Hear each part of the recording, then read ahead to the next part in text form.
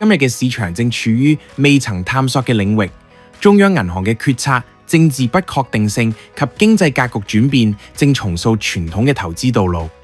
投資者正面對一項挑戰，喺瞬息萬變嘅市場環境中，點樣喺追求回報嘅同時有效管理風險？喺瞬息萬變嘅世界，多元資產策略為投資者嘅組合帶嚟分散化嘅機會。股票、定息收益、房地產、商品、現金同埋現金等同物。多元資產策略亦都能夠提供靈活性，讓投資組合能夠適應瞬息萬變嘅市場環境，從而有助提升整體組合嘅穩定性。安聯動力多元資產 SRI 基金透過投資於唔同資產類別，致力為投資者提供一個較為均衡嘅配置，協助應對市場風險，同時尋求潛在嘅長期回報。安聯動力多元資產 SRI 基金由4個具唔同風險特性嘅 SRI 基金組成，旨在提供靈活而多元化嘅投資方案，以配合唔同投資者嘅需要。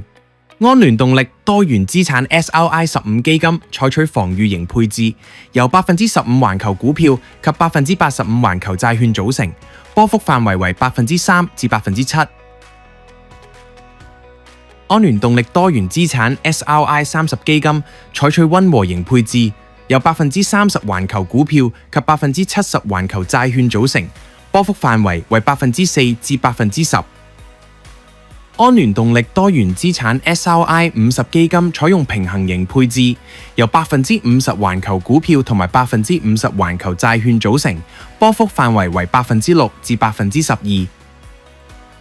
安聯動力多元資產 SRI75 基金採用增長型配置，由75%環球股票及25%環球債券組成，波幅範圍為10%至16%。